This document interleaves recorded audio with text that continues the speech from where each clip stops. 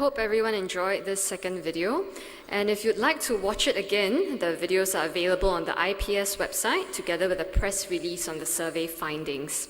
We'll now move on to our second panel session on the topic Global City. Speakers on this panel will ask how the Singapore story would have turned out if we had taken a different path of economic development.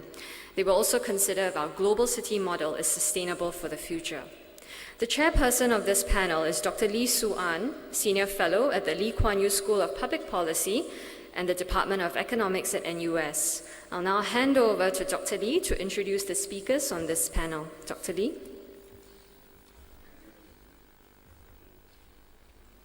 Thank you.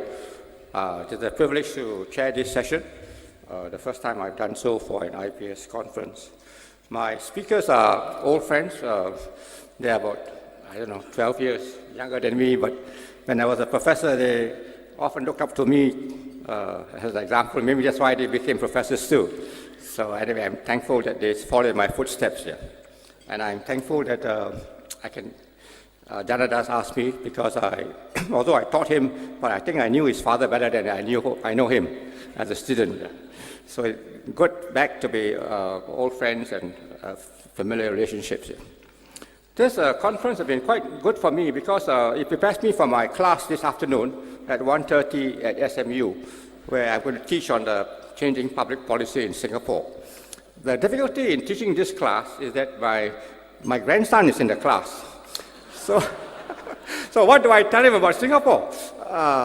Because he has a totally different perspective as a 22-year-old who has finished national service than what I have.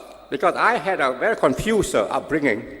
I carried four passports in my life: the British passport, the State of Singapore passport, the Malaysian passport, and then the Republic of Singapore passport. And I went to 4 universities. I enrolled in the University of Malaya. I graduated from the University of Malaya in Singapore. I worked in the University of Singapore, and I ended up as professor in the National University of Singapore. But the trouble is, all 4 universities are in the same place in Singapore. So names change, and identities change also. So what is Singapore? So I'm very grateful that this morning we have 2 people who can speak from the vantage view. One is a Singaporean born in Singapore, and one is born in Malaysia, I think, Kong Yam. And Linda has her PhD from Michigan, and Kong Yam from Stanford. So I'm glad that they're able to share their views on Singapore's economy from a global city perspective. So I call on Kong Yam first to give his speech. Thank you, Kong Yam.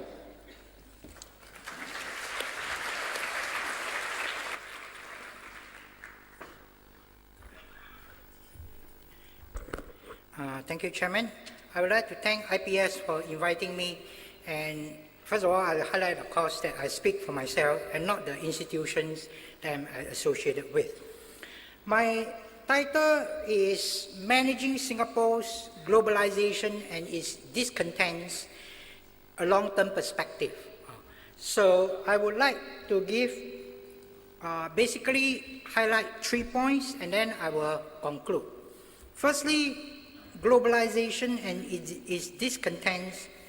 And secondly, the most important part is I propose a framework and strategy on managing the globalizations, its relative winners and losers in such a way to maintain long-term social stability. And then I highlight a very important point in the era of globalizations.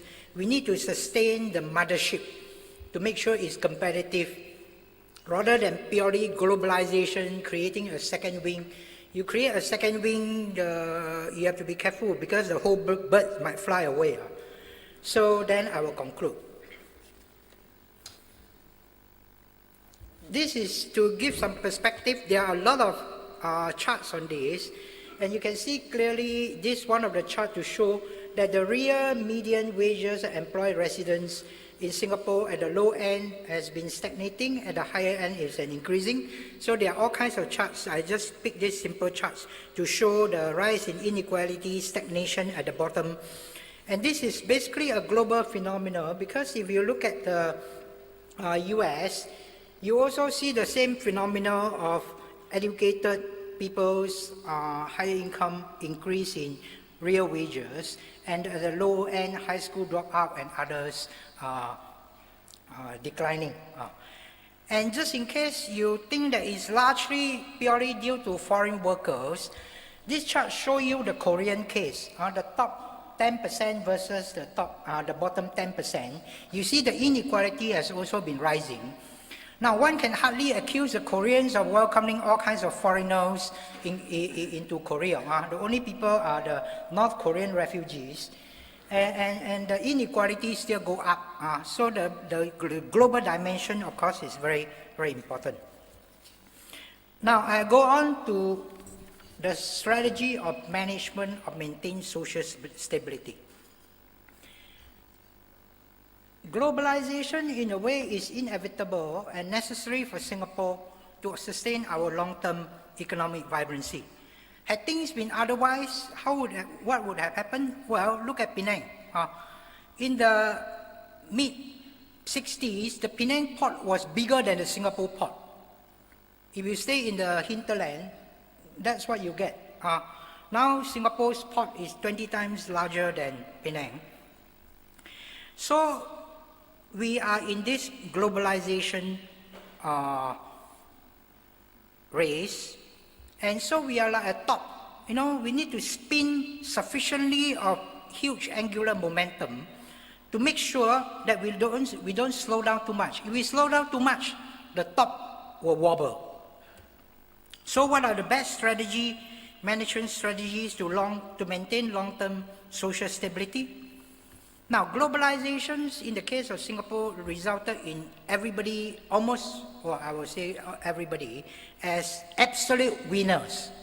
But the key problem is we also care about relative winners and relative losers rather than pure absolute winners. So who are the relative winners? The government is number one relative winner because it owns a lot of land. Singapore and global elites and capital, global and local capital. What are the relative losers? The lower 30% of the population that, apart from foreign worker effect, has the regional competitive pressure pulling them down. And of course, some aspiring middle class who like cars and houses, but because of land constraint, are being competed away in this opportunity and squeezed out. Now, our problem is basically this. We have, in order to sustain our global city status, we top up the top. We have targeted, carefully managed inflows of foreign skilled workers. So we top up. Unfortunately, we are a city-state without hinterland, so there's no natural outflows of the local people who are less competitive, whose parents might be more competitive, but the second, third generation not so competitive. No outlet for them to move to smaller towns, less stressful and cheaper area as in larger countries. So you cannot move from New York to Oklahoma, you cannot move from Shanghai to Anhui. So what do you do? Now this creates a tension, and London's versus Scotland is illustrative. London is a global capital.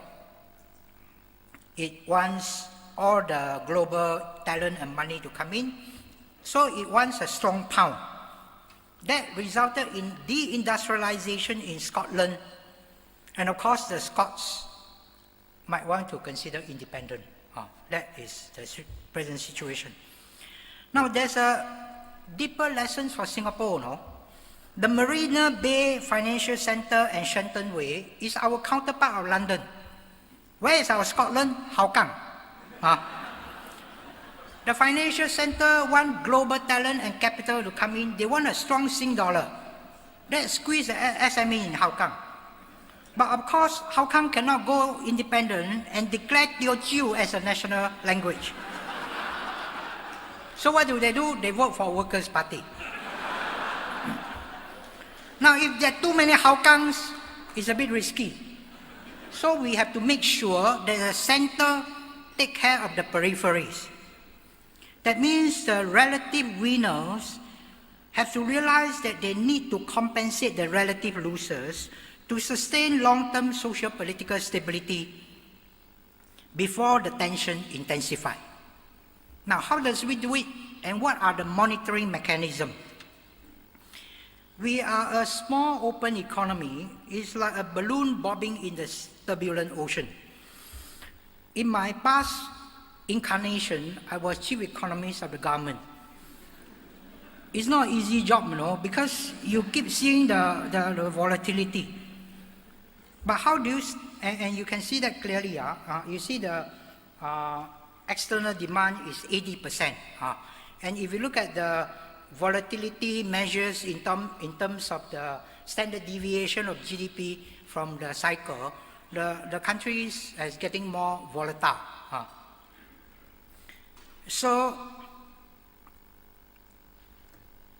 But there are strategies.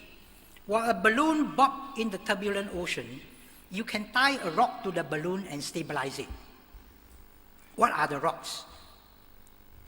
Firstly, government should act as a collective risk insurer and risk diversifier, as well as a social and political stabilizer.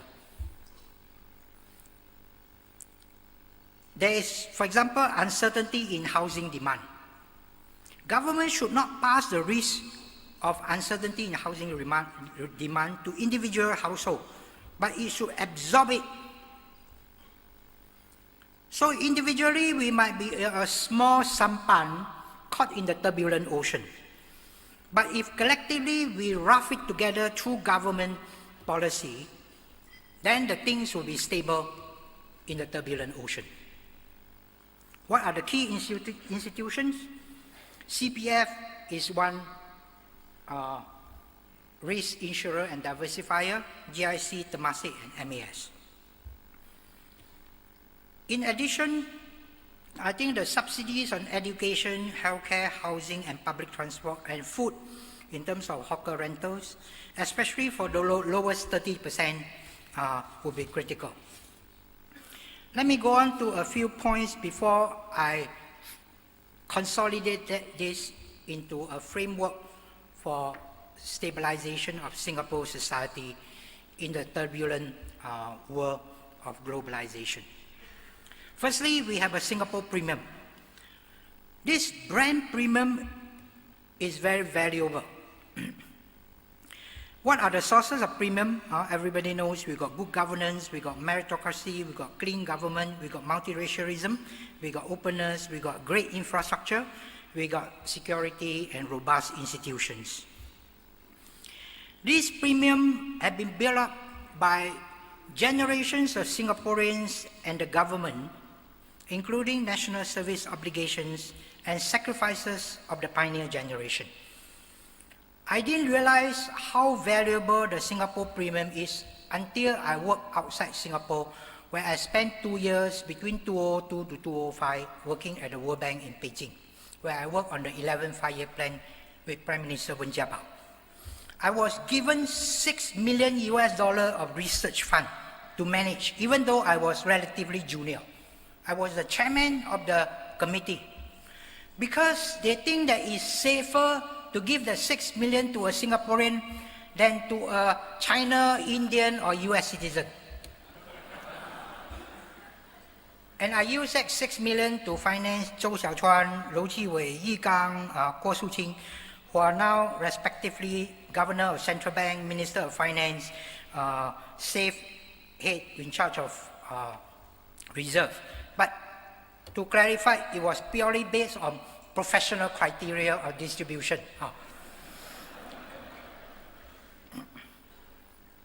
Now, if you listen to the grouses on the ground, from average person to others, you see clearly that the foreigners benefit from this Singapore premium is one of the grouses on the ground.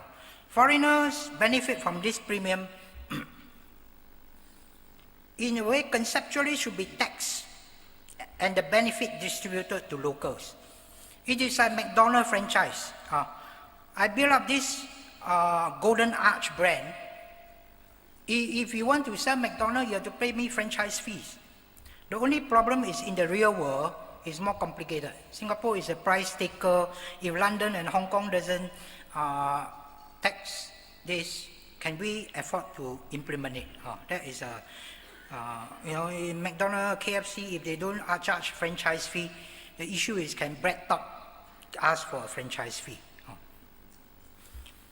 So we have key limiting resource, land, we got vertical supply curve, the cost of space is very high, and we have the haves, the have-nots, and actually one of the problem is in the middle class area, we might have, I would call a never will haves.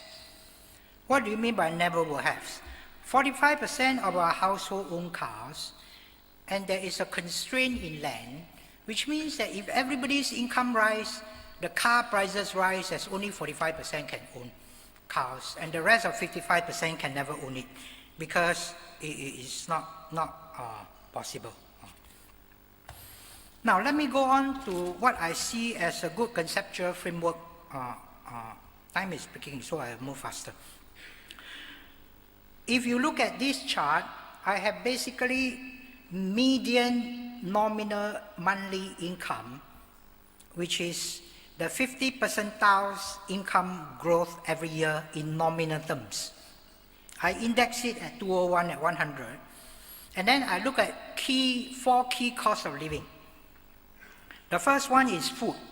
You can see clearly in some years the income did not cover the food price, but overall, over about 15 years, the income, even at the lowest 50%, has managed to cover food.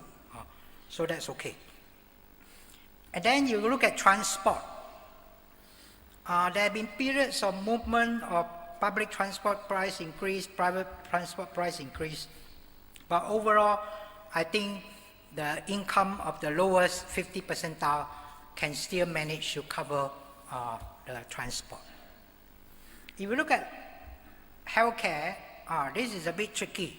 You see clearly for quite a sustained period between 2001 to 2010, for almost 10 years, the healthcare cost was increasing much faster than the income of the lowest 50%, and recently it has improved, but this is an area that is likely to flash red lights. Now, housing is the biggest problem.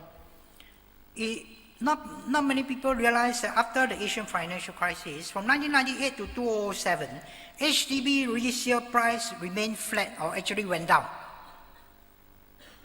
But since 2007, you see the enormous increase in HDB resale prices, even faster than private property prices. And it has overshot increasingly the median monthly income.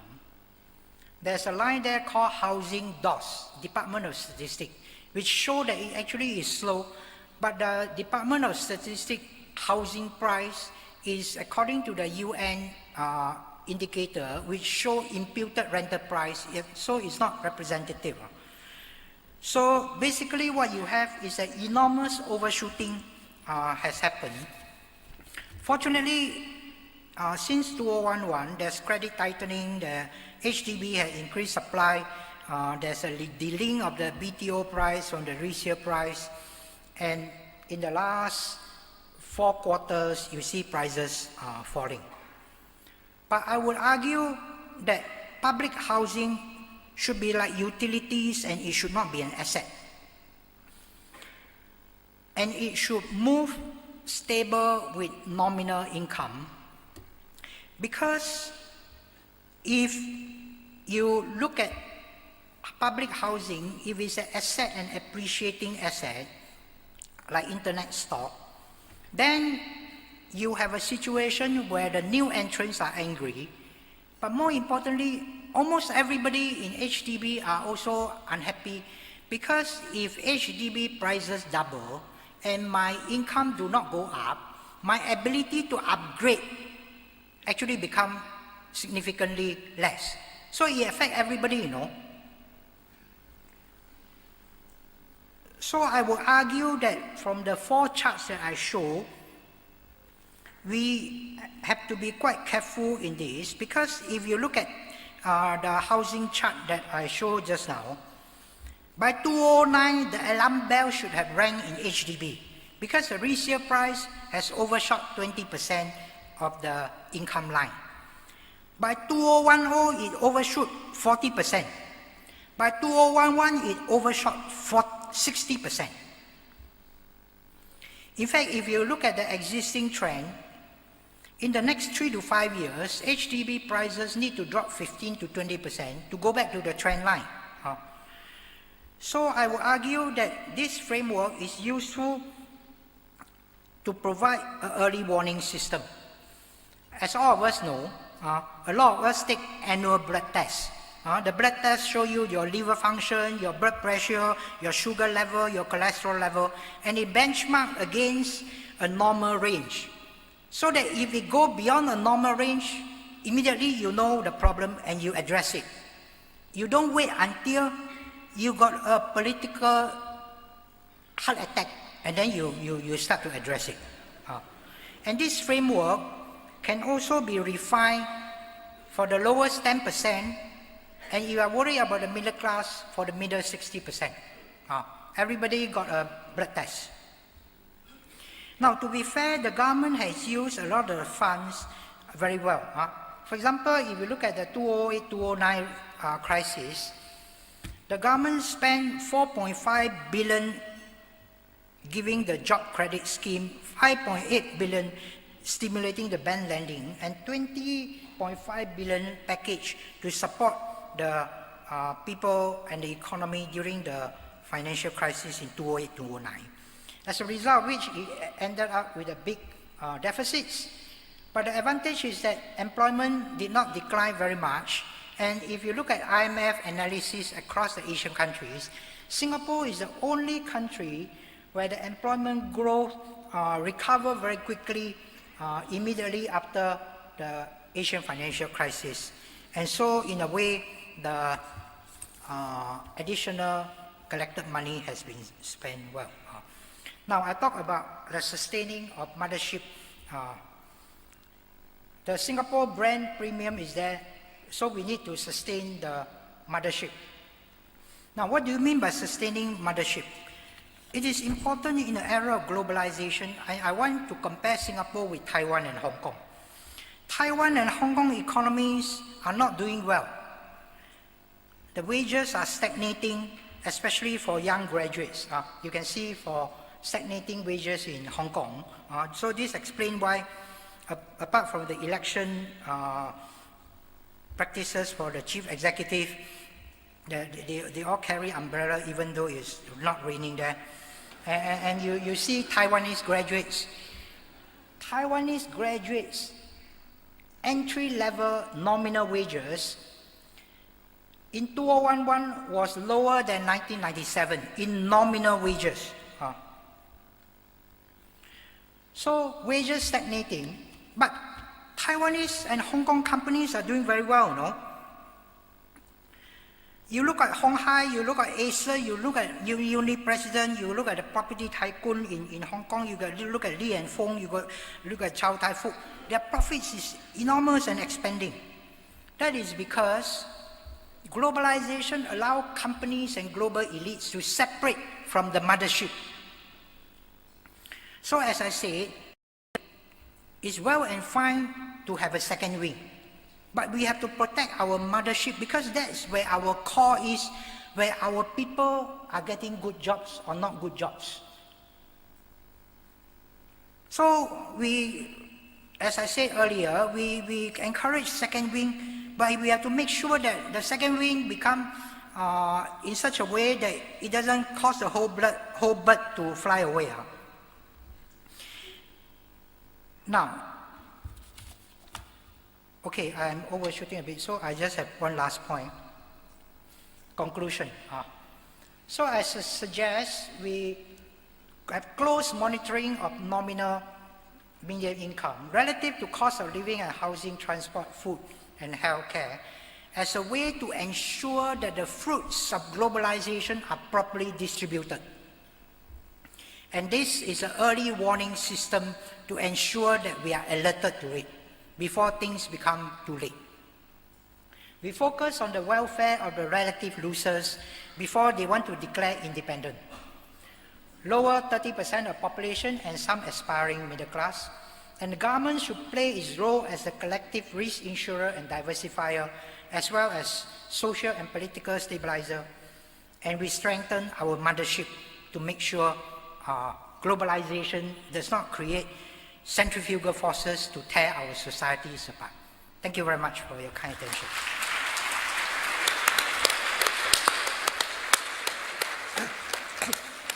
Thank you, Kong Yam. A very good exposition. I agree with many of your views. Yeah. So now over to Linda. Yeah. Okay, can you hear me? Yeah. First, I want to thank IPS for inviting me here and apologize for breaking my toe yesterday. So I cannot stand up there, but I hope you can hear and see me all right here. I came of age during the early years of Singapore's independence, turning 50 in September 1965. So now you know how old I am. Unfortunately, not old enough to be pioneer generation. There was huge fear and uncertainty about what our future would be, cast out on our own during what was a turbulent time in our region and the world. President Sukarno's Indonesia had launched confrontasi against Malaysia, of which we were recently a part. I also had Malaysian passport for a while. The McDonald House bombing had just occurred within earshot of my school, MGS, and we had family friends who worked in the building. The United States was ratcheting up its military involvement in Vietnam, and within a few months, the Cultural Revolution started in China. All of Asia, except for Japan, was still poor, with Singapore already ranked the second richest in the continent. The next bombshell was the announcement of the withdrawal of British military services, which I had no idea constituted 1/3 of Singapore's GDP, with most of the rest being port, transport, commercial and financial services linked to our role as the regional import-export hub of Southeast Asia. Then came the May 13, 1969 race riots in neighboring Malaysia. I don't recall when exactly then Prime Minister Lee Kuan Yew said, "Pray God my successor is an economist." It's one of those things I have no source for except my own imperfect memory. It was before I knew what economics was, before I studied economics in pre-university, but I decided then that was what I was going to do with my life, since it was vital to the survival of our small and vulnerable new nation. By 1969, our government had already embarked on a new development strategy, turning away from the then World Bank standard import substituting industrialization for the Malaysian common market already referenced. They had turned from that toward manufacturing for export to the world market instead. The labor-intensive piece of manufacturing for export had already proven itself in other parts of the developing world. Puerto Rico's Operation Bootstrap, Mexico's Maquiladora, export processing zones of Taiwan and Korea, and of course, Hong Kong.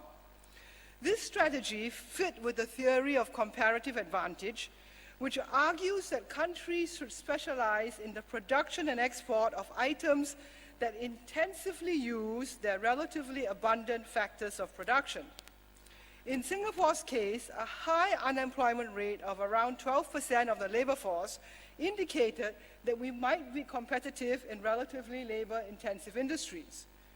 But this strategy was driven not just by comparative advantage or supply-side factors.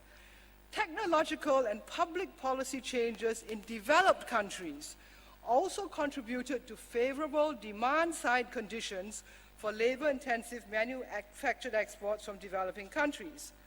These included US trade policy, which exempted US origin value added from import duty, and technological developments in the semiconductor and consumer electronics industries, which enabled offshore sourcing of labor-intensive parts and components of the electronics value chain. I examined this phenomena in 1975 and 76 through field research for my PhD dissertation entitled manufacturing for export by multinational companies in developing countries, the case of the electronics industry in Malaysia and Singapore. That was 40 years ago. The other industry that Singapore bet big and successfully on was the then also labor-intensive shipbuilding and repair, transforming the abandoned British naval base facilities into shipyards. But both industries did not develop solely because of comparative advantage. Key to Singapore's success here was the parallel development of complementary competitive advantages through strategic industrial policy and strategic social policy. These built on the country's already established economic assets of good location, deep water port, free port status, and commercial and physical infrastructure. They included not just tax benefits, subsidized industrial estates, and a streamlined bureaucracy, but also domestic health, education, housing, and labor policies that dovetailed nicely with the internationally focused economic strategy in terms of raising labor productivity, reducing costs, and ensuring political stability, and more controversially, labor peace, the 1968 Employment Act.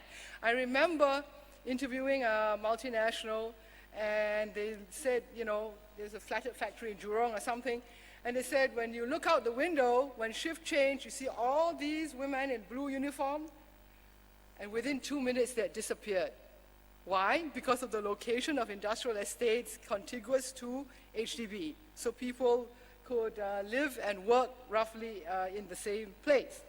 So this shows the integration of social and industrial policy.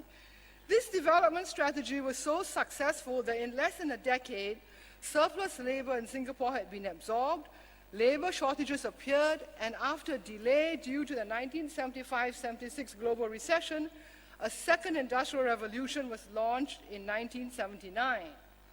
The goal here was to increase productivity and wages and reduce reliance on low-skilled labor and mostly temporary foreign labor, which had been imported in the effort to preserve comparative advantage in labor-intensive activities.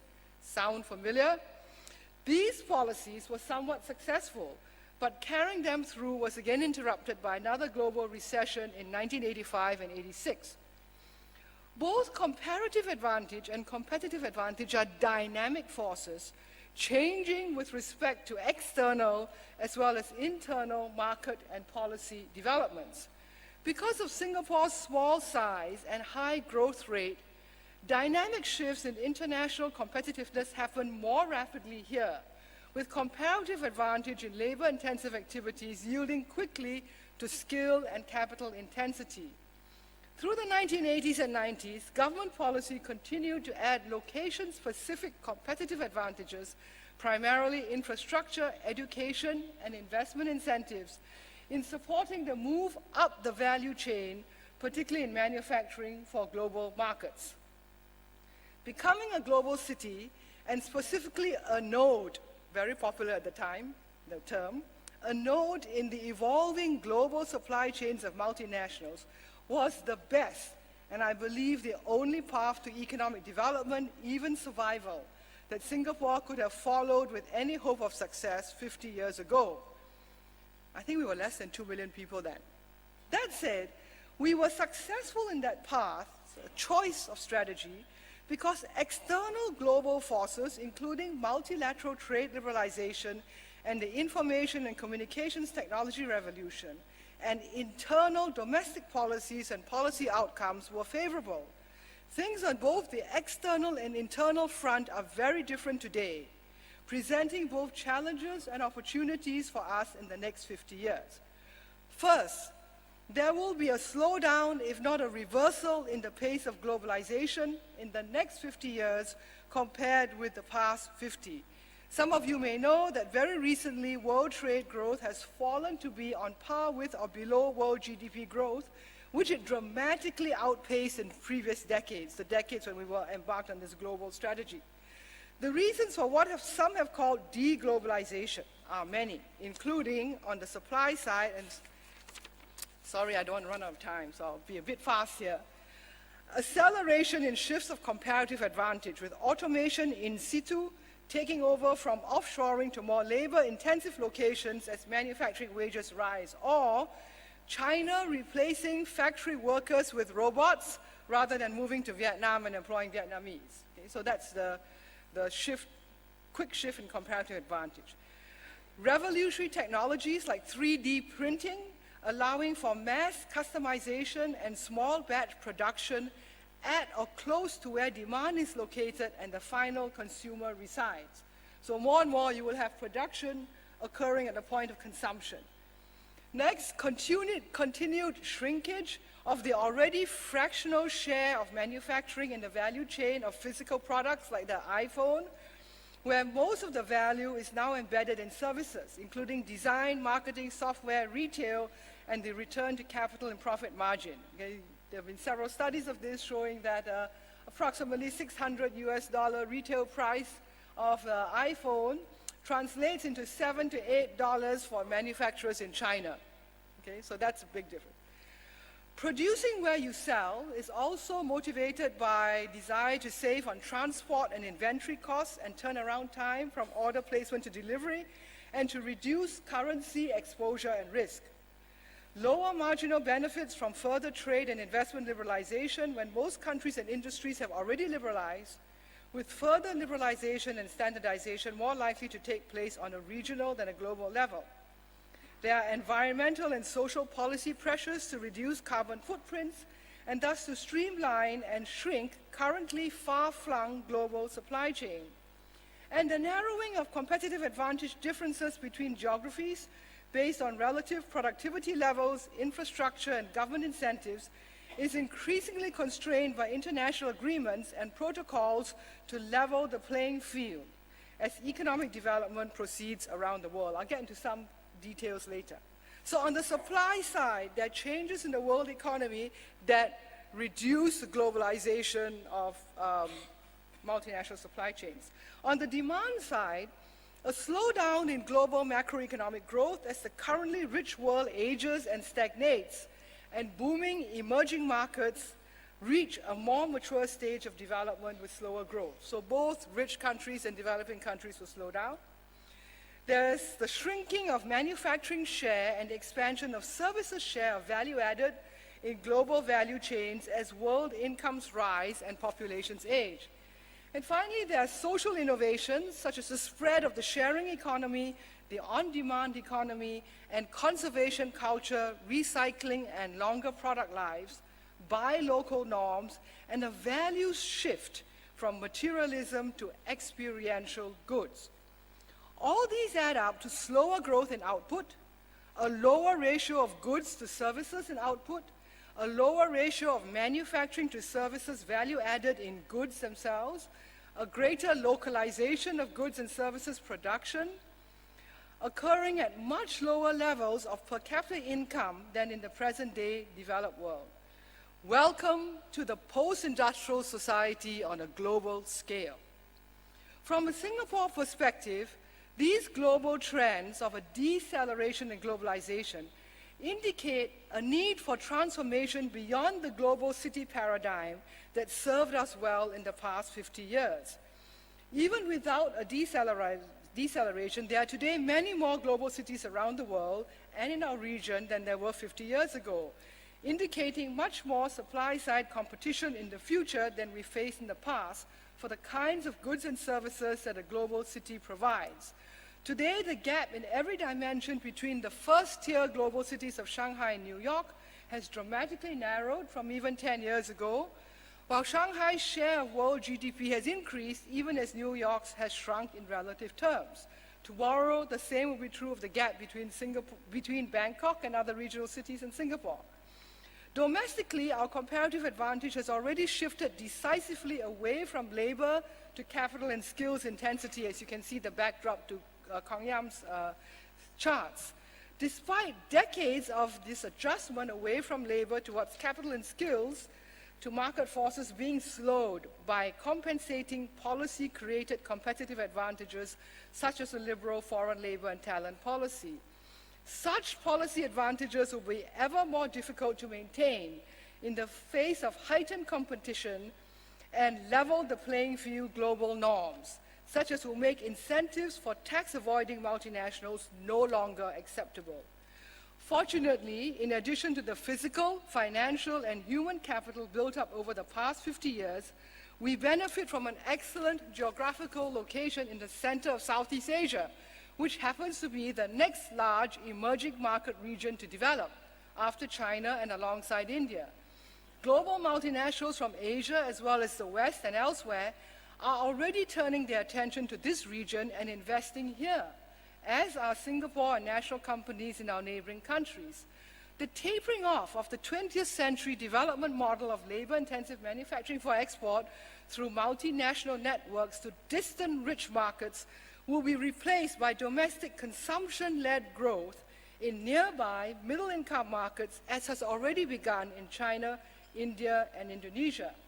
It is this regional market which is attracting investment by global multinationals, especially from today's slow-growing and rapidly aging rich countries and China. Singapore can build on our natural differentiating advantages versus other global cities by playing a role in regional value chains, regional, not global, catering to the hundreds of millions who are already entering the middle class all around us. Our edge and role is likely to be in value-added services that the wealthy among our neighbors and the world already avail themselves of. What we need to do is cater more explicitly to the much larger numbers just slightly further down the regional income distribution.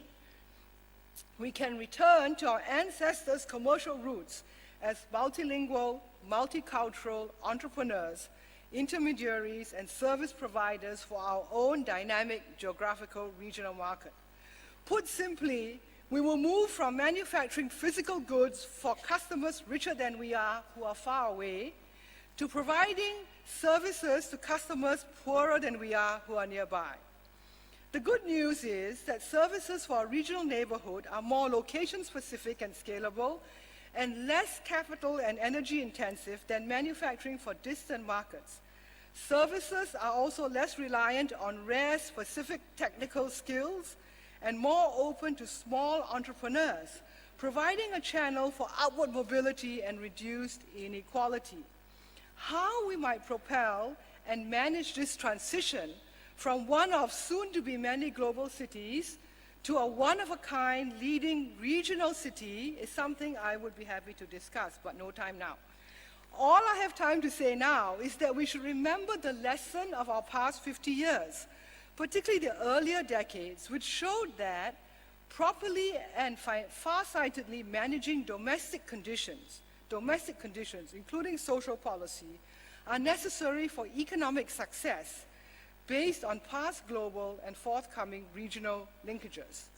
Chief among the attributes that Singaporeans will need to succeed in this regionalizing market environment is an entrepreneurial spirit that will enable us to create our own jobs rather than slot ourselves into the declining number of jobs that will emanate from foreign companies. As you all know, Facebook, creates like 8,500 jobs in the world, okay? From the 1910s to the 1930s, my great-grandfather, the first of now 6 generations of my family to study in ACS, and beginning with my great-grandmother, also MGS, frequently traveled to and readily conducted business in cities as diverse as his diaries say, Batavia, that is Jakarta, Surabaya, Pontianak, and Shanghai on the one hand, and Los Angeles, Chicago, New York, London, and Paris on the other. While my great-grandfather's younger brother lived and worked for some years in Bangalore and Mysore, as well as Penang, Shanghai, and Beijing.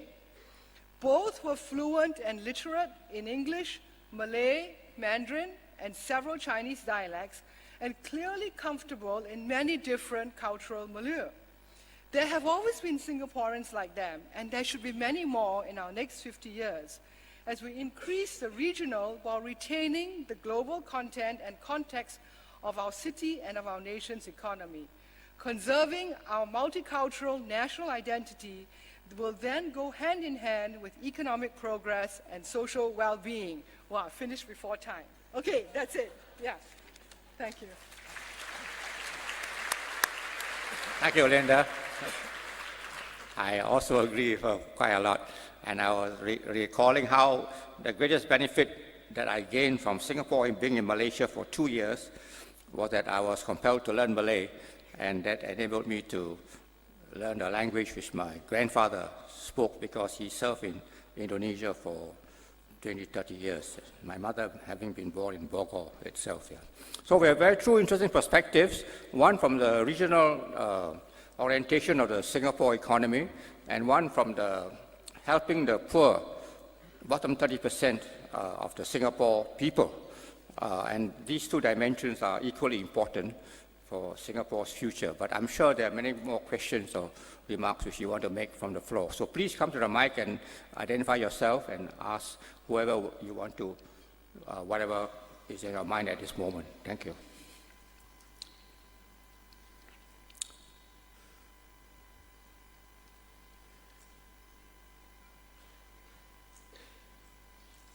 Now, who wants to be the first? Oh yes, come, go ahead.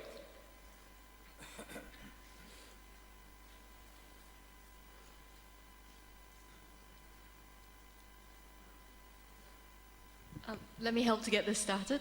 I have two questions. Professor Tan, I wondered whether you have any examples anywhere else in the world of a state that you think has gotten that balance between protecting the mothership and engaging successfully in globalization that Singapore might learn from? Or is this a problem that is endemic and no one's got it reasonably right so far? You've given us some examples of the ones that have got it wrong. I wonder if there were any good examples. Professor Lim, I think your presentation resonated really well with the divides that we saw on the first panel. Ambassador Kausikan's reading of the region, particularly in geopolitical terms, is much more negative than your much more positive reading of the economic future of the region. I think I come down on your side, which also reflects why Bilahari and I had certain disagreements. I wondered whether you see the prospects that Singapore would face a bit of a trade-off. Is it a zero-sum game that one has to make the choice of either being regional focused or global focused? And I wondered if you'd say a little bit more about how Singapore would be competitive against the other important global cities of Asia. Thanks.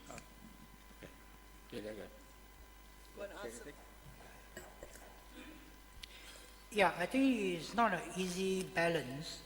And I think one of the reasons why the example that I gave, Taiwan and Hong Kong are having difficulty, is because China is such a large market and economic gravitational forces were so large that it has enormous impact on the private sector and the companies.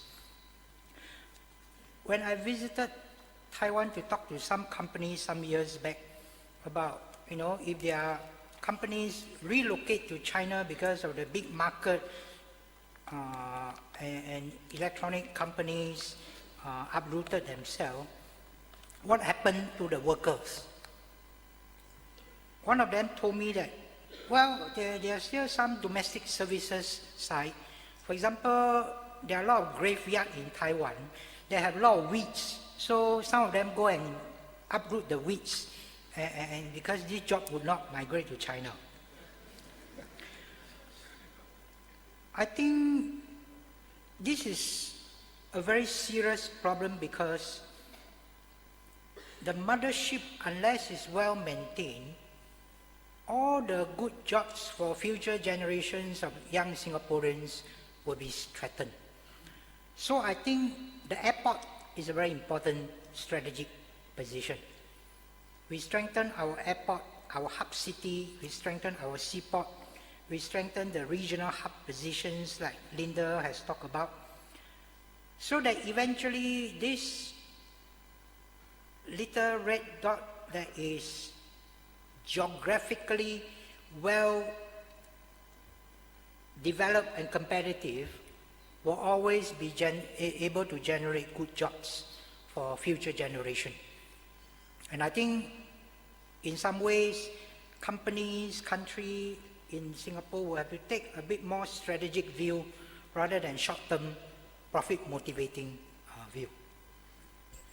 Thank you, Hong Yong. Yes, later. Okay, is there a trade-off between focusing on regional or global economic strategies? In economics, there's always a trade-off because you have resource constraints, whether it's land, labor, talent, or capital. You cannot be competitive in everything, okay? If you try and have auto industry, computer industry, education industry, biomedical industry, I don't know, big data center, everything all at once, they will all become uncompetitive, right? Because they will be competing with each other for scarce rents, scarce land resources.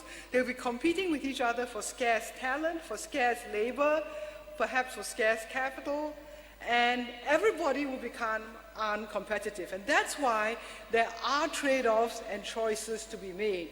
If you become competitive in A, if you decide to subsidize or protect industry A, that means you are making industry B or sector B uncompetitive, right? That's a choice. That's a basic economic thing. Now, you can try and outrun this for a short period of time by adding the scarce resources. You can go and add labor, add talent, add capital. Globalization enables you to do that, but you ultimately have resource constraint, land, okay? But even the others also become constrained. So in the terms of regional or global, so in general, you have to make choices. This is our theme, right? If you choose to be competitive in A, you're choosing to be uncompetitive in B. Regional or global? Yes, there is a trade-off. Let me just think, I can list a whole bunch. Because we have scarce resources, that is to say, we have a limited number of Singaporeans, new or old, I don't mind, that's two working things. If you are focused on a global strategy, for example, you might want to make sure that your students, when they go on their study abroad, exchange program, etc., learn French and go to France, learn German and go to Germany, learn Japanese and go to Japan. If you have a regional focus, you will have them learn Indonesian to go to Indonesia, Thai to go to Thailand, etc. Okay? So the same student, well, some of them can, but most cannot learn all these different languages. Okay? And Singaporeans, because of our global city mindset, have focused for the last 30, 40 years on the rich West. Okay? I'm sorry, that is not where the future is. Okay? The future is on the middle income Southeast Asia. It always amazes me that we are unable to see that, and we have not changed the mindset of our own school students. In the past, as I said, my great-grandfather, they run all over the place. Okay? I have met Singaporeans trading in like remote places around the world. So we certainly have a history of doing that, but I think that we need to rethink that more. How do we be competitive against other global cities? Exactly the same thing. Right? Why would you locate in Singapore rather than Shanghai? Shanghai is much bigger, going to be much richer, has much more scale, has much more skills, etc. Why would you choose to be in Singapore? I don't think you should choose to be in Singapore because the government paid you to be. That is, subsidize you, because that will eventually fail, because the market is much more powerful, and we cannot foresee government policies. You be in Singapore because you want to be closer to Jakarta. You don't want to fly 8 hours to Jakarta. You want to fly 1.5 hours to Jakarta. You want to be in Singapore because there you can hire people who know how to work with Indonesians, who can speak Bahasa. Okay? And so it's your local MNCs that I've interviewed over the last 30, 40 years. That's basically what they're here for Southeast Asia. And of course, when Southeast Asia wasn't growing, we don't do as well. But so I think that it's very clear, focus on who you are, what is unique about you, okay? Don't try and compete with Shanghai, New York, whatever, global cities, because you can't, and because you shouldn't, and because nobody will reward you for that. The market will only reward you for your differentiating advantages. What is unique about you, okay? Not what is the same as everybody else, maybe slightly cheaper, slightly better, etc. So we can go into more details, but I'm talking too long already, so I'm going to stop here. Yeah, thank you. I was reminded by Kong Yam just now that in 1966, the trade handled by Penang was bigger than Singapore. But what happened was that in 1970, when I was appointed to the PSA, we containerized the Singapore port. So the vessels which go to Singapore are container vessels which can only go to other ports which are containerized within Southeast Asia. And not all ports are containerized. Penang, I don't think is containerized here. So this is one example. Maybe when we build a new port in Singapore, we should not just make it a containerized port. Maybe we should go back to a conventional shipping port so that when Indonesia develops its maritime trade, the ships from Indonesia can come to Singapore. Now they would bypass Singapore because it only can handle containerized vessels. There's a big difference between a conventional vessel and a containerized vessel. Another comment I'd like to make, although I'm not a speaker, is that I mentioned this, my learning Malay. Now, people may not have remembered that between 1959 and 1969, Singapore had a multilingual policy where you choose to study one other language besides your own, besides English. It's not a bilingual policy. In 1970, it shifted to a bilingual policy. So if you bring back the multilingual policy, you may bring back the study of Malay, because many Singaporeans will choose to study Malay if it is a useful language for business and commerce. But we're now stuck in a bilingual policy where you learn the language of Chinese because your mother is Chinese or father is Chinese.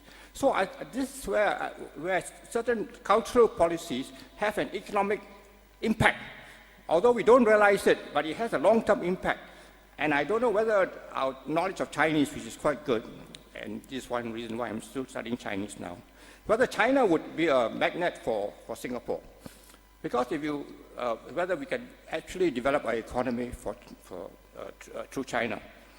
Because if I recall what I teach my students, at one time, Singapore was founded by the British in order to tap the China trade. This was 1819. But after the First Opium War, 1830 to 40, Hong Kong was obtained. And because of that, the China trade shifted to Hong Kong, not to Singapore, which was the British intention originally.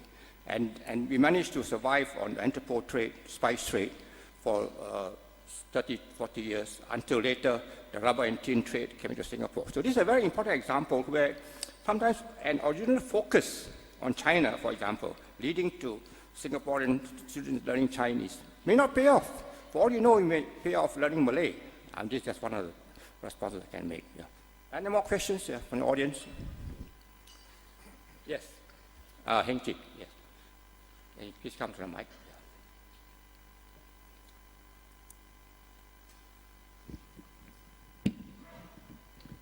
Okay. I have a question for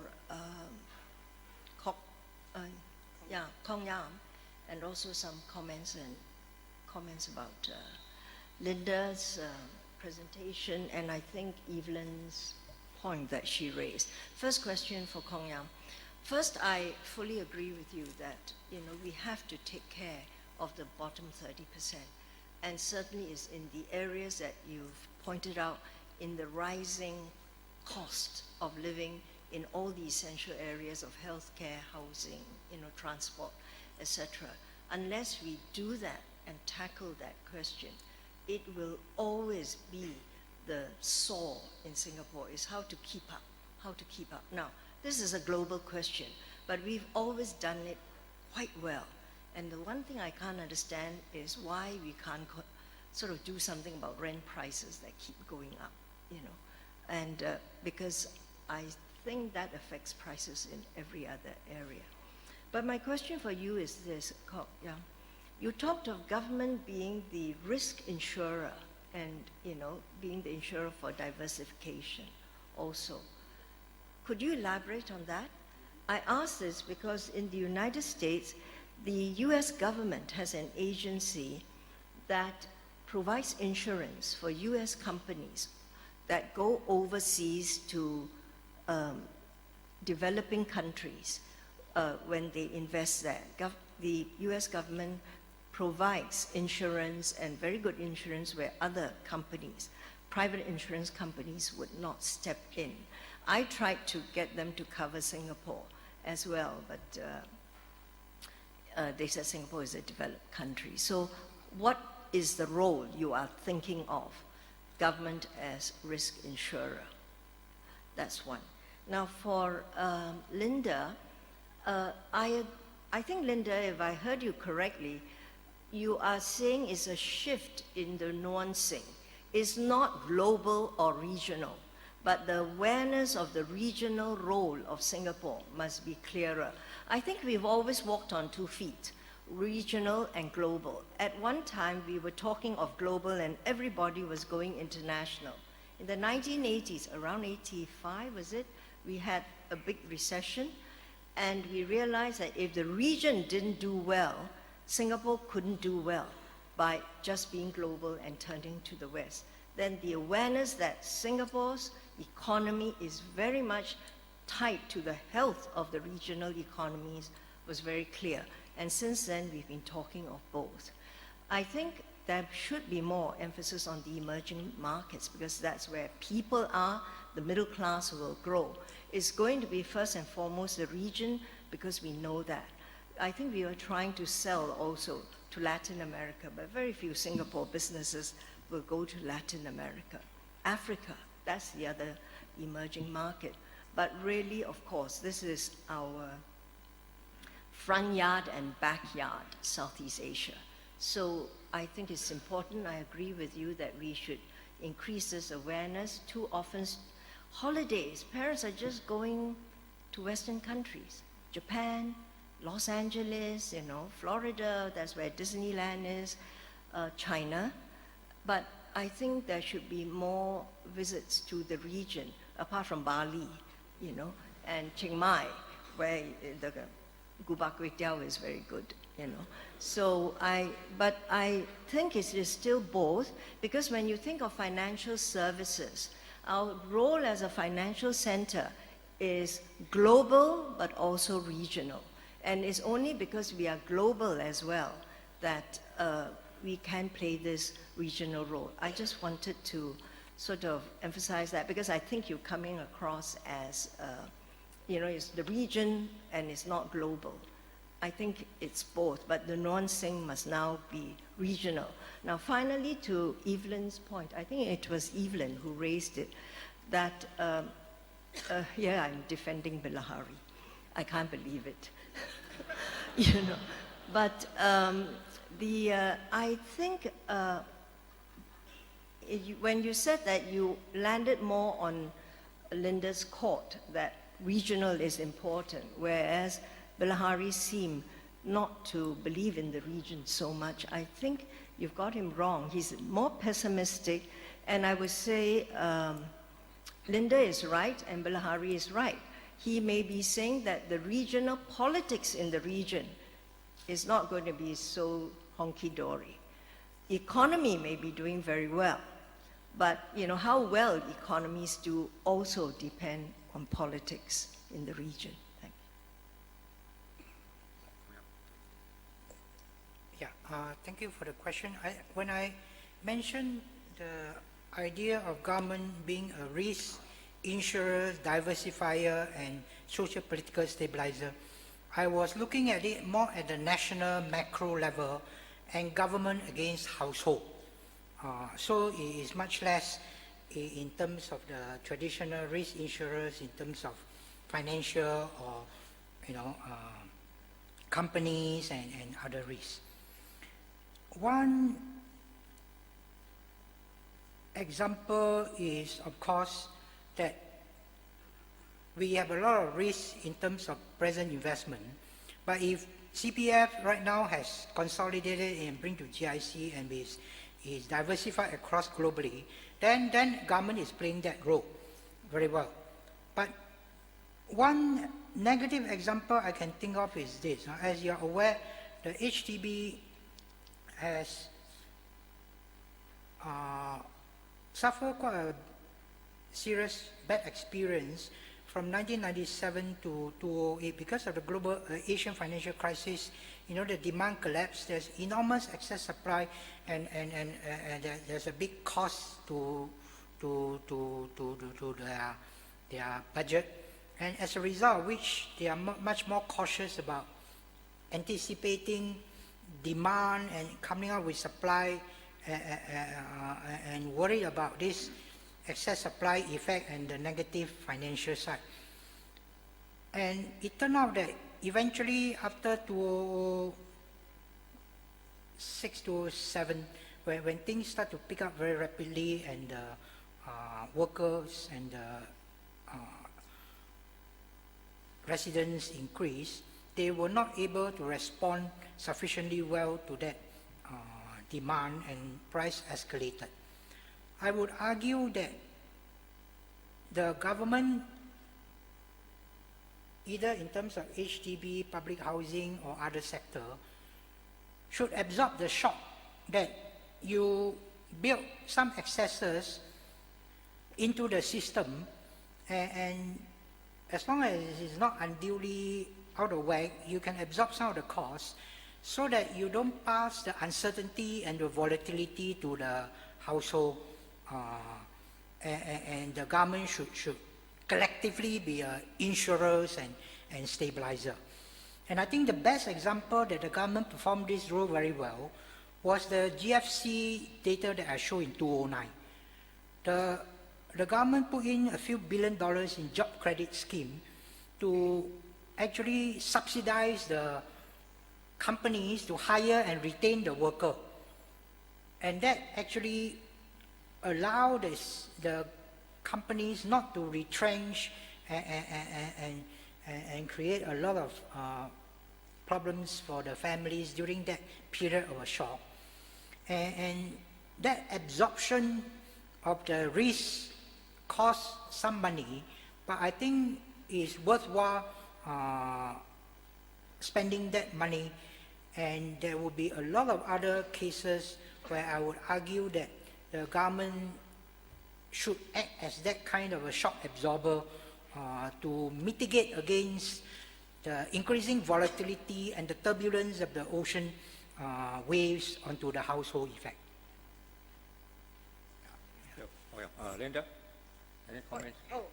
Oh, she didn't have any question. She just commented. I would say that clearly in my remarks, I said that it's not an either-or, global or regional, except when it comes to allocation of scarce resources, like a secondary school student. Do I go to Sweden for my study abroad, or do I go to Philippines? Okay, I mean, so I think that the individual has certain constraints. I use the term tapering off of the 20th century development model, not turning away from. It will still happen, but the global part of our economy will be a smaller proportion of the whole than the regional part. Both, of course, we hope will grow. And let me give you one example, just thinking of how to make this stuff a bit more concrete. About 10 years ago, I was interviewing a major international consulting firm, and I train, my students are all MBAs, so that's what I'm interested in. And they told me that I was in Kuala Lumpur, and they said that they had, I think at that time, 500 consultants, about 10 years ago, in Kuala Lumpur. And I said, why, it's not a big country. He says, because, and this, they said, I didn't say, they said, Chinese Malaysians are the best labor force talent pool in the world. See, we got one here, okay? So, why? So they said, first of all, you can put them anywhere in the West, right? They speak English. You can put them in Malaysia and Indonesia, they speak Bahasa. And then they said, you can put them in China because they speak Chinese.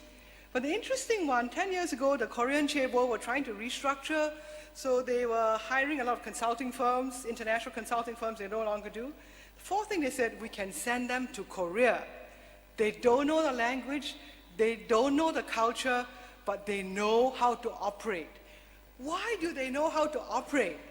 Because of their historical circumstances, being a, I don't know, disadvantaged minority or whatever, you can put them anywhere and they will immediately figure out all the sort of social, cultural, political dynamics sufficiently for them to be a good, and these are expensive consultants, okay? And you and I probably know, I mean, one of the companies I'm on the board of, in fact, all the companies that have operations in China, always the manager is a Malaysian Chinese, right? Without degrees, by the way, without non-degree, non-graduate people. So yes, there is, I think, I have many, many other examples like this, but I think that, you know, why should a Malaysian be better than us? Right? Bilahari, where are you? Okay? And how did they, remember, the big difference between Bilahari and me, it's not a big difference, it's because he's focused on politics, on states, on sovereignty and so on.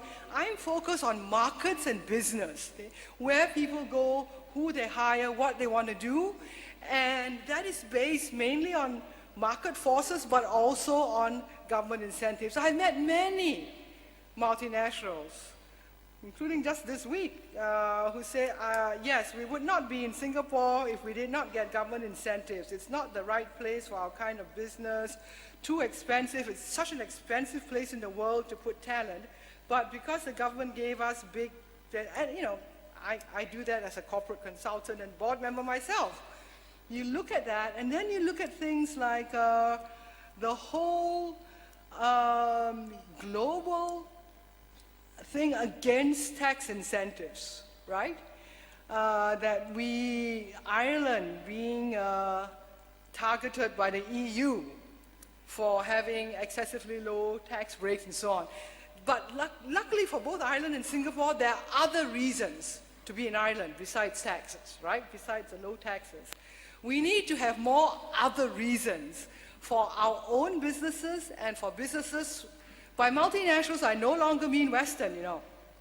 There's Chinese companies, Japanese companies. My Japanese students are much more likely to say, okay, my next posting is in Indonesia.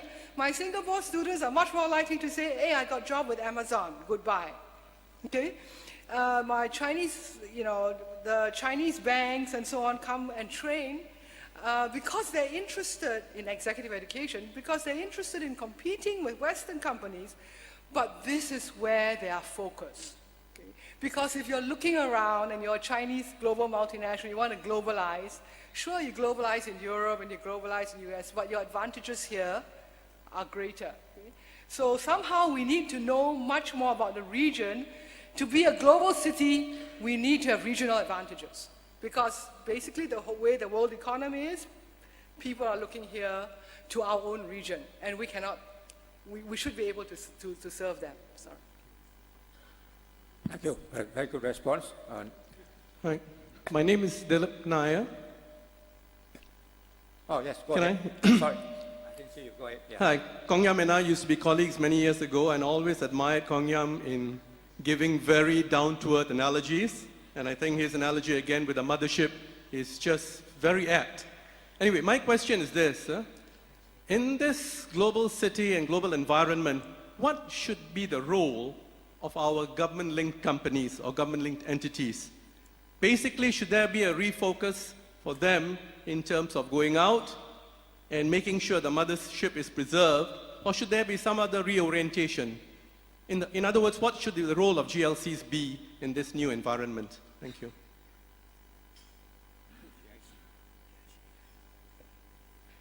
I think you see, if I'm running Hong Hai or I'm running Li and Fung, the financial market imperative and private sector motivation would be such that you know, I might relocate, and if it hollow out, that's too bad. Within a certain parameter, I will look at profit, shareholder value, and everything. So if I move a big part of my production of iPad, iPhone to China because my profit margin is higher rather than in Taiwan, I will do it. And so the locals in Taiwan, the new graduates, new high school graduates, not so competitive locals, eventually end up in low-end job. That's too bad. That's market forces. In a way, the government-linked companies and the government institutions, partly because they survive on the long-term competitiveness and viability of the mothership, they actually, ironically, would be more willing to make adjustment to ensure that the viability of the mothership is much more supported over the longer run. So that would be in some way a potential plus within a certain limit of the effect on profit. But I think I want to make a more general point about uncertainty. As you are aware, all kinds of indicators show that the future is getting more and more uncertain. And families need security to plan. I have my children, I've got my sick father. I need some certainty and security. I cannot be in a turbulent situation all the time. I once took a small ship out in Canada to see some whale. It's not that easy, you know. When the turbulence comes, you feel very difficult, and then you started to vomit because the body cannot take that adjustment. The stress is too high. So how to stabilize ship? That's the role of the government. That is how to create certainty within the great period of rising greater uncertainty for the household and family. It's not that easy, but I think we strengthen our institutions, we make ourselves more nimble and alert, then we might be able to mitigate some of it. And that would be, I would see, the role of government should be in Singapore. You know, Singapore is not a tiger. We should be a cat. Why? Tiger, you run around and eat people. A cat is very nimble and alert. As long as the cat's muscle is well tuned, you throw the cat up into great uncertainty, the cat might be a bit frightened, meow, meow, meow, meow, but then he usually twists and turns, and he will land on his feet safely. And that's what we should ensure our institutions and government's role is nimble, alert, and land on our feet all the time rather than land on our stomach. Thank you. Can I make a comment on that? Can I just make a quick comment on that? I absolutely agree. And I think one thing that didn't come out from what Kong Yam said, I don't know whether he meant, about government as a collective risk insurer, is a social safety net. The social safety net, for some reason, we have bought this sort of Western European sclerotic socialism kind of thing. A safety net, depending on how well designed it is, can actually encourage risk-taking and entrepreneurship, right? Because I know my family will not starve and be homeless just because I went out and did some venture in Vietnam. I will go and do it. But right now, from my impressions of a lot of Singaporeans are, no, I cannot. I got to pay HDB mortgage. I got to do this. That the whole system that we've created is not a social safety net, but it's actually bound people. Many Singaporean students overseas refer to it as the box. Okay? I don't want to go back into the box. And so I think that's, I don't know whether, but that I think is part of it. The second thing I want to say is to explain some of what I should say is in another chapter that's going to come out in some other SG50 book, but I don't want to say it now because the editor will kill me. But the thing is, entrepreneurship. Let's take an example of Myanmar, okay, Burma, which I have been visiting for over 30 years. About 6-7 years ago, I decided to interview Singaporean, that's like 6 or 7 years ago, when it was closed, when it was like the hardest place in the world, right? Nobody went in there, except some Japanese and Koreans protected by their industrial structure. There were already 350 Singaporean entrepreneurs there, doing all kinds of things, running spa, running trading business, etc. They were there, okay, and there's Singaporeans like this all over, not university graduate. A university graduate, you can get cushy job in Singapore and MNC. Why would you go and hard life, try and make that in? Once Burma opened up, then a lot of bigger institutions, banks, IE, all kinds of other GLCs start looking in that. I haven't followed up that particular angle of it is, but I think the nimbleness comes actually from the small individual who can afford to take risk, that if they fail, they don't bring the whole company or the whole country down with them. They're trying things all the time, and enough of them who do it, enough will succeed that it will create jobs for us here as well. Okay, sorry. I think Sang Nila Utama saw a cat, he didn't see a lion. We should rename our city. Anyway, thank you. Now it's time for... Wait, there's one more question. You've been I waiting think a long time. you had to conduct a poll somewhere. No, still got 10 minutes. Yeah, he's got a question. No, He's been waiting a long time. Okay, Sorry. last one. Yeah, my name is Chow Yuan. I'm the CEO of Keppel Offshore and Marine. I just wanted to make a few comments. I think, first of all, Linda, I met you several years in Michigan. Nice to see you here again. Good. The point you make about, operating overseas, I think you have underrated also a lot of Singaporeans who are able to operate overseas effectively. No, I agree. Yeah. And I think one of the, we operate as offshore and marine. We have 15, we operate in 15 countries and we have 20 yards worldwide. And most of our operations, we manage with a few Singaporeans. Not a lot of Singaporeans, but a few Singaporeans. But I find that Singaporeans actually, because of our background, are able to operate in those countries actually quite well if you compare with maybe more homogeneous society like the Japanese or the Koreans, So I think just to make that point. The other thing is about Kong Yam's point about the mothership. We are in a way a GLC as part of Keppel, but of course we have over the years, developed this near market, near customer policy as a result of our needs to engage in the major oil and gas producing region in the world. And today, because we have been operating like this strategy for more than 20 years, and come back to the question about how to sustain the mothership. In our case, we are moving a lot of our less skill-intensive type operation overseas. For example, we have moved to Nantong, the Philippines, Indonesia, and some of the other regional places. But I think to protect the mothership, we are consciously making decisions where we keep our R&D development, our project management development, our supply chain management. I think this is very much, so I fully agree with you that I think sustaining mothership is very important. And today I think we are quite successful doing that.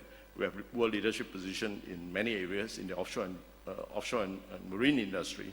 And we continue to want to maintain that policy. Thank you. Just a comment. Anyway, I have to go for an analyst lunch, but I stayed on because of the question and answers.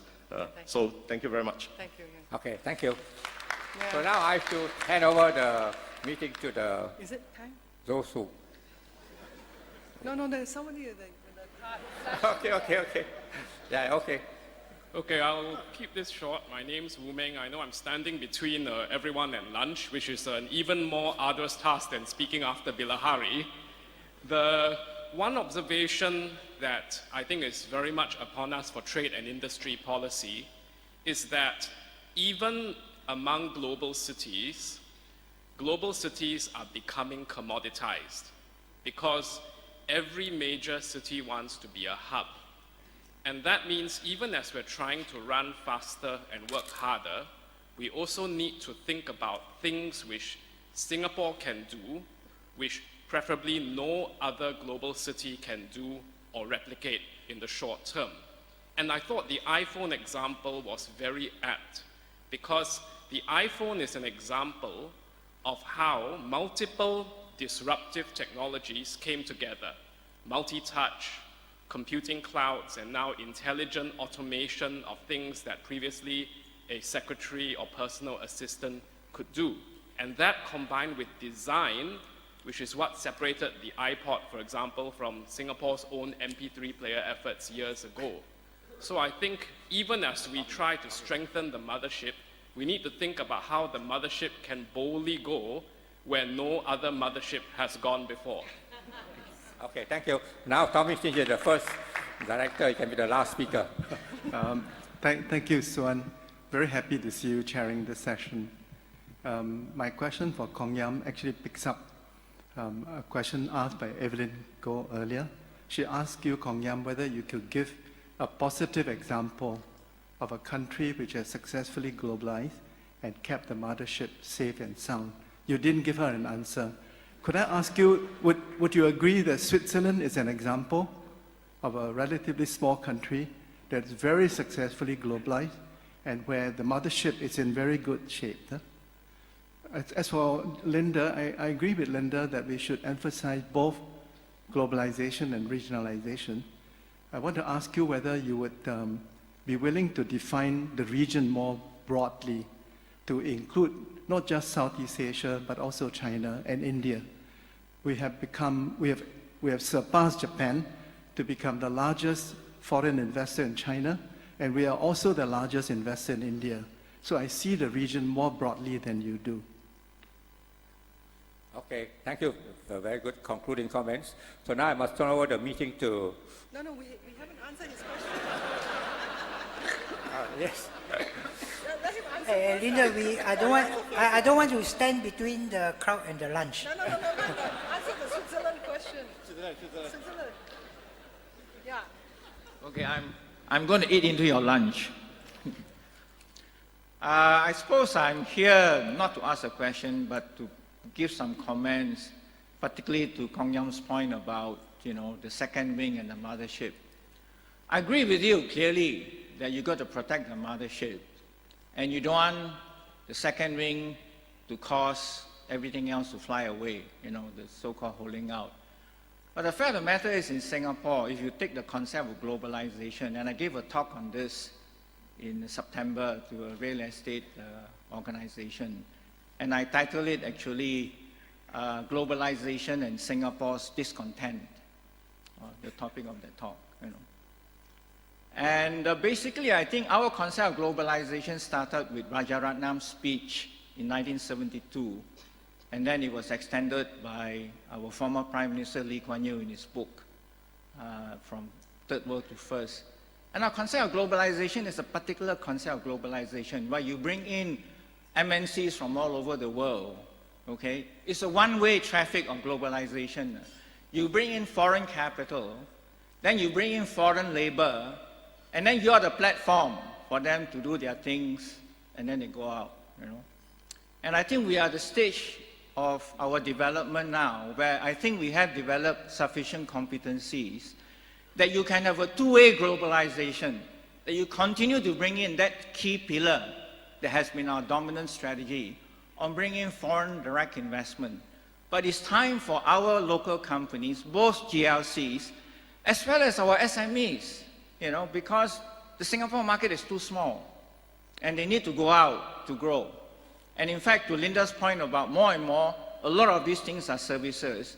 But the services can only be done if you go out to the host country. It's very hard to provide the services from Singapore. You can, And I agree with the point that you really got to make sure, as the gentleman from Keppel points out, you really got to keep the nerve center, the headquarters thinking, the R&D in Singapore. The problem in Singapore today, if you have too much, and I'm not, bear with me, I'm not arguing against foreign direct investment. I'm saying we should continue to encourage that, is that if you have a situation where the bulk of your talent and populations are working for other people rather than for yourself and at the highest level of strategic thinking, there's a certain element of thinking that you lose, you know. And the fact of the matter is one of the advantages of investing overseas is there's a lot of learning about new markets, capabilities, talents, labor pools that you can apply both to your home country as well as to your companies in elsewhere, you know. So while taking your point about the second wing and the risk involved, it seems to me we are at the stage of development where the greater risk by far is not venturing out. Thank you. Thank you, Hock Peng. Can I quickly answer Tommy's question? Yeah. For me, China and India is part of this space, but they're part of the global. Okay, I mean, so when we say we do global stuff, we do Japan, Korea, China, India, etc. The Southeast Asia piece that I'm privileging, first of all, is the one that even the Chinese and Indians are going into, and it's the one where we are most likely to have place-specific, location-specific differentiating advantage over everybody else who's going to China and India, including big Chinese and Indian companies. So it's just a relative thing.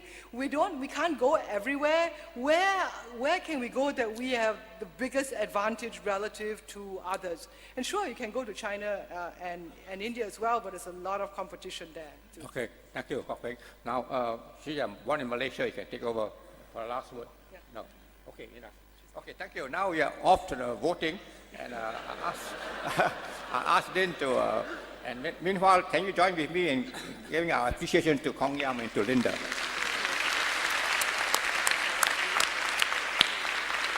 think we can go down. Professor Tan and Professor Lim and Dr. Lee, thank you very much. We will now have a second poll. Please get your devices ready, and the question is going to come up on the screens very shortly. And the question is, what is the best way to bolster Singapore's economy against future challenges? And your time to vote begins now.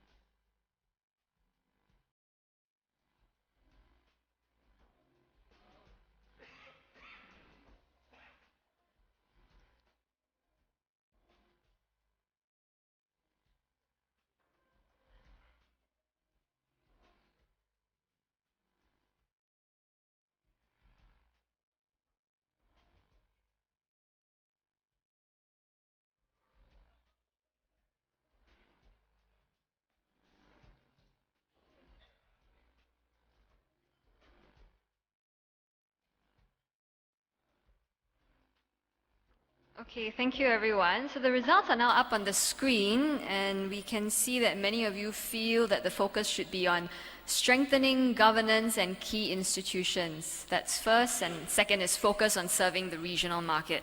Okay, with that, we've come to the end of the first half of today's program. It's now time for lunch, and the meal will be served at the Stamford Ballroom, which will be on your left when you exit this ballroom. Please enjoy your meal, and I'll see you back here just before 1:45 p.m. Thank you.